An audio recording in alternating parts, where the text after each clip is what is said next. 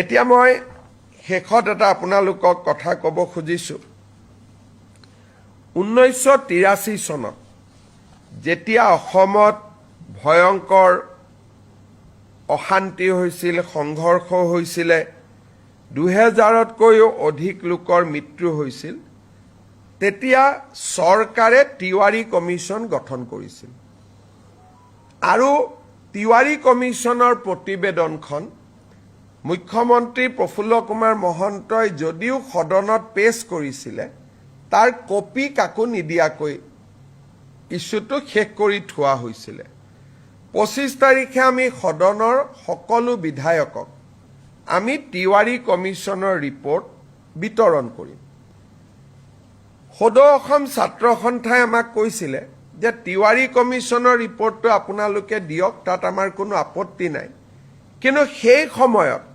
আন্দোলনকাৰীসকলে তেওঁলোকৰ নিজস্ব প্ৰচেষ্টাত মেহতা কমিছন এখন গঠন কৰিছিল চৰকাৰে কৰিছিল তিৱাৰী কমিছন মুক্তি যুঁজাৰু সন্মিলনৰ দ্বাৰা মেহতা কমিছন কৰা হৈছিল আৰু এই মেহতা কমিছনৰ মেম্বাৰ আছিলে Shri TU. Mehta retired chief justice Himachal high court Ganesh Chandra Phukan আমাৰ ৰিটায়াৰ্ড আই.এছ. অফিচাৰ আৰু কটন কলেজৰ অধ্যক্ষ ৰাইহান শাহ চৰকাৰৰ পক্ষত বা চৰকাৰে কৰা আয়োগ আছিল তিৱাৰী কমিটি ছাত্ৰ সন্থা আৰু গণসংগ্ৰাম পৰিষদে নিৰ্মাণ কৰা আয়োগ আছিলে মেহতা কমিটি যেহেতু আমি তিৱাৰী কমিছনখন সদনত আনিম আসুৰ অনুৰোধ আছিল যে মেহতা কমিছনখনো আনিব লাগে যাতে দুইটা ভিউ ৰাইজে পাব পাৰে আজি আমি এটা বহল অন্তৰলৈ অসমত কেতিয়াও হোৱা নাই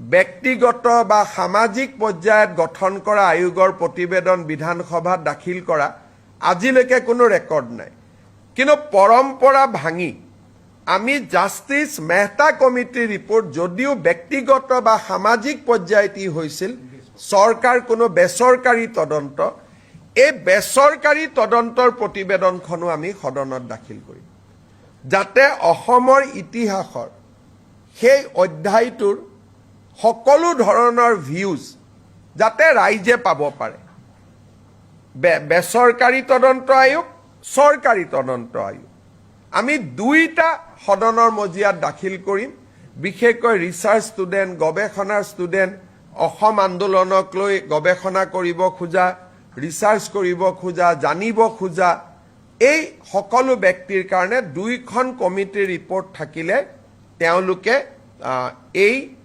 এটা সম্যক ধাৰণা ল'বলৈ সুবিধা পাব তেতিয়াও এটা বিতৰ্ক হৈছিল সেই সময়তে প্ৰফুল্ল মহন্ত চৰকাৰ থাকোঁতে এইটো অনুৰোধ আছিল যে তিৱাৰীখন দিলে যদি মেহতাখন কিয় দিয়া নাই আমি সিদ্ধান্ত ল'লোঁ যে আমি দুইটা ৰিপৰ্ট আমি সদনক দিম সেই ফালৰ পৰা আজি এখন ঐতিহাসিক সিদ্ধান্ত এটা অসম কেবিনেটত গঠন কৰা হয় আপোনালোকে কিবা প্ৰশ্ন সোধাৰ আগতে মই এটা আপোনালোকক সামান্য ইনফৰমেশ্যনেৰে মই সামৰণি মাৰিব খুজিছোঁ আজি আপোনালোকে দেখিছে যে কেবিনেটত অজস্ৰ আইটেম আছিলে সেইকাৰণে জনজাতি সংক্ৰান্তত মন্ত্ৰীসভাৰ প্ৰতিবেদনখন আজি আমি বহুত ভাল কৰি আলোচনা কৰিব নোৱাৰিলোঁ আজি আমি সিদ্ধান্ত ল'লোঁ যে 26 তাৰিখে জনজাতীয় 6 জনগোষ্ঠীৰ জনজাতীয়কৰণৰ সম্পৰ্কৰ প্ৰতিবেদনখন 26 তাৰিখে এখন বিশেষ কেবিনেটত আলোচনা হ'ব আৰু 27 তাৰিখে আমি ইয়াক বিধানসভাত উপস্থাপন কৰিম 25 তাৰিখে উপস্থাপন কৰিম বুলি মই কৈছিলোঁ কিন্তু বহুত কাগজ পত্ৰ আইনৰ হেঁচাৰ বাবে আমি সিদ্ধান্ত ল'লোঁ যে এই প্ৰতিবেদনখন আমি 27 তাৰিখে সদনত আমি দাখিল কৰিম 26 তাৰিখে আমাৰ কেবিনেট বৈঠক হ'ব তাতে অনুমোদন হ'ব আৰু 27 তাৰিখে আমি ইয়াক সদনত উপস্থাপন কৰিম আপোনালোকৰ যদি কিবা প্ৰশ্ন আছে কৰিব পাৰে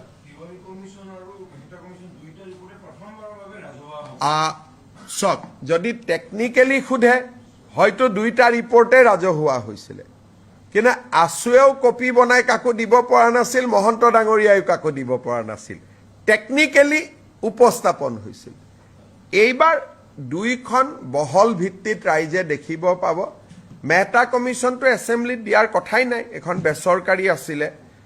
তিৱাৰী কমিটিয়ে ৰিপৰ্ট দিছিলে, কিন্তু এটা কপি অকল স্পিকাৰৰ হাতত আছিলে আৰু মেম্বাৰে পোৱা নাছিলে। এইবাৰ সকলোৱে পাব আৰু আপোনালোককো আমি কপি দি দিম।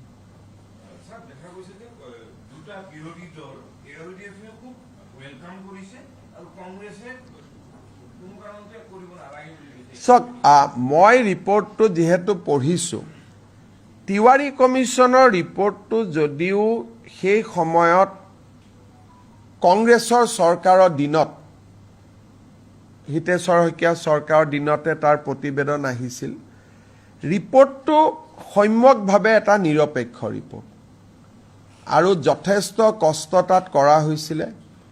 অসমৰ এটা ডাঙৰ ইতিহাস এটা লুকাই নোহোৱা হৈ যাব যদি আমি তিৱাৰী কমিশ্যনৰ ৰিপৰ্টটো দেখা নাপাওঁ। আৰু কংগ্ৰেছে ভাবিছে তাত কিবা প্ৰভোকেটিভ কথা আছে, তাত বিজেপিৰ ৰাজনৈতিক লাভ হ'ব। তাত বিজেপিৰ ৰাজনৈতিক লাভ হ'ব পৰা এটা শব্দও নাই। খালি অসমৰ বুৰঞ্জীৰ ডাঙৰ ইতিহাস এটা নোহোৱা হৈ যাব যদি তিৱাৰী কমিশ্যনৰ ৰিপৰ্টটো ৰাইজৰ সন্মুখত নাথাকে। গতিকে ই এটা একাডেমিক এক্সাৰচাইজ। কংগ্ৰেছে ভাবিছে তাত কিবা তেওঁলোকৰ বিৰুদ্ধে কথা আছে, কাৰণ কংগ্ৰেছৰ বৰ্তমান নেতৃত্বটো খুব টুলুঙা আৰু তেওঁলোকৰ, মই ক'ব গ'লে মেচিউৰিটিৰ অভাৱ। কাৰণ এখন তেওঁলোকৰ চৰকাৰে গঠন কৰা তদন্ত আয়োগ, প্ৰধানমন্ত্ৰী ইন্দিৰা গান্ধীয়ে গঠন কৰা তদন্ত আয়োগ, ইন্দিৰা গান্ধীয়ে গঠন কৰা তদন্ত আয়োগৰ প্ৰতিবেদন এখন প্ৰকাশ কৰিব নালাগে বুলি কংগ্ৰেছে কেনেকৈ ক'ব পাৰে? আৰু বিৰোধী দলপতি দেৱব্ৰত শইকীয়াৰ দেউতাকে এই কমিটিখন পৰিচালনা কৰিছিল তেওঁৰ মুখ্যমন্ত্ৰীৰ দিনত। তাৰমানে এই কংগ্ৰেছ পাৰ্টিটোৰ মেচিউৰিটি নাই। বৰ্তমানৰ যিটো কংগ্ৰেছ পাৰ্টি চলি আছে, টুলুঙা, একেবাৰে মানে পলিটিকেল মেচিউৰিটি নোহোৱা পাৰ্টি এটা। তেওঁলোকৰ কামটো আমি কৰিছোঁ আৰু আমি কিমান অপেন। কালি আমাক আছুৱে কৈছে, আৰু ৰিপৰ্টত আছুৰ ওপৰতহে কিছুমান নিগেটিভ আছে। কালি আছুৱে মোক কৈছে যে নহয়, আমি জানো আমাৰ ওপৰত নিগেটিভ আছে, কিন্তু তথাপিতো এইখনো সদনত আহক, কাৰণ আন্দোলনৰ ইতিহাসৰ ই এটা অংশ। আজি নেলিক লৈ বহুতে কিবা কিবি কৈ থাকে, তাতে পঢ়িলে বুজি পাব। অকল নেলি অহা নাই, তাত গহপুৰ আহিছে, চমৰীয়া আহিছে, চিলাপথাৰ আহিছে। গতিকে এই ৰিপৰ্টখন পঢ়িলে নতুন প্ৰজন্মই বহুত কথা জানিব পাৰিব। অসম আন্দোলন কিয় হৈছিল, কিয় হ'বলগীয়া হ'ল, আৰু সেই সময়তে তিৱাৰী কমিশ্যনে সাংবিধানিক ৰক্ষা কবচ ৰিকমেণ্ড কৰি গৈছিল ইন 1983। গতিকে এইবিলাক জনা ভাল। আজি আমি যি কৈ আছো,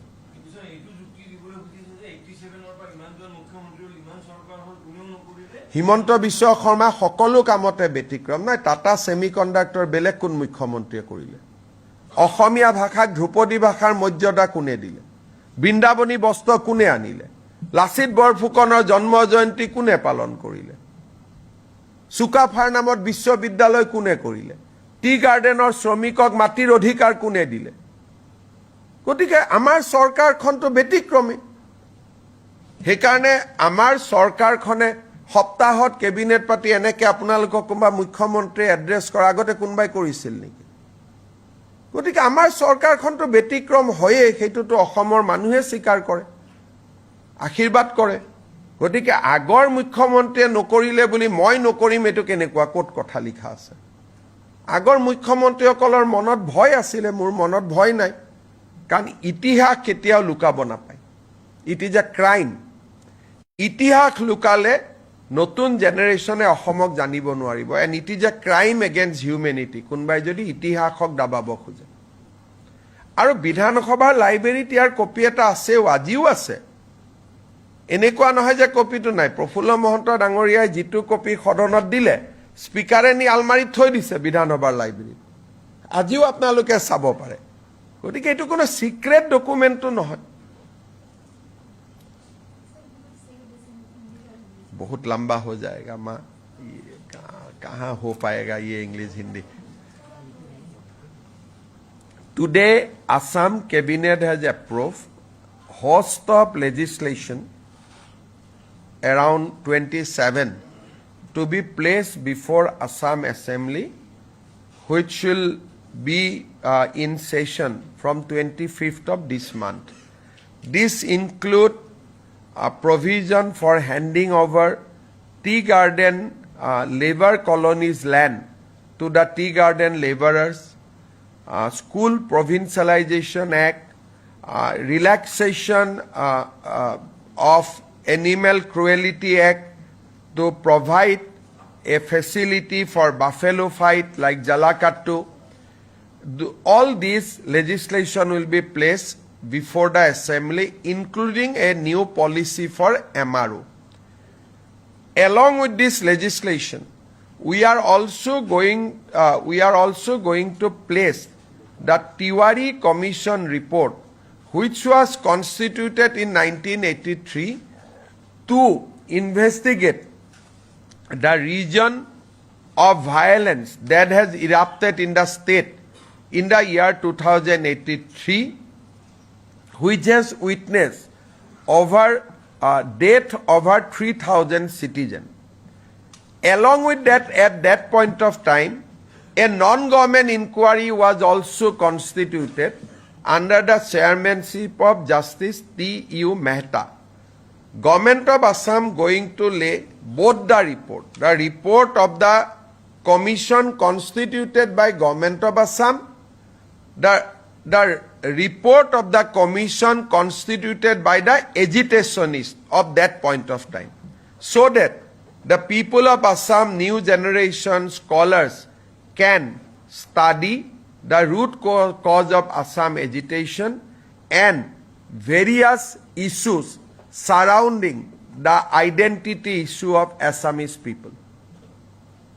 হব একোটো নাই বাকি ঠিক আছে আৰু 26 তাৰিখৰ কেবিনেটত আমি 6 জনগোষ্ঠীৰ আলোচনা কৰিম 27 তাৰিখে সেইখন সদনত আহিব মই 25 বুলি কৈছিলো দুটা দিন দেৰি হ'ল কাৰণ ইমান কামৰ মাজত কৰবাত কিবা খেলিমেলি যাতে থাকি না যায় সেইকাৰণে দুটা দিন আমি বেছি কৈ লৈছো লাভ জেহাদৰ বিলখনো আলোচনাত আছে কিন্তু এইবাৰ হবনে নহব মোৰ ডাউট আছে কিন্তু আমাৰ চৰকাৰৰ দিনতে আৰু এইখন চৰকাৰৰ দিনতে সেই বিলখনো আহিব কাম চলি আছে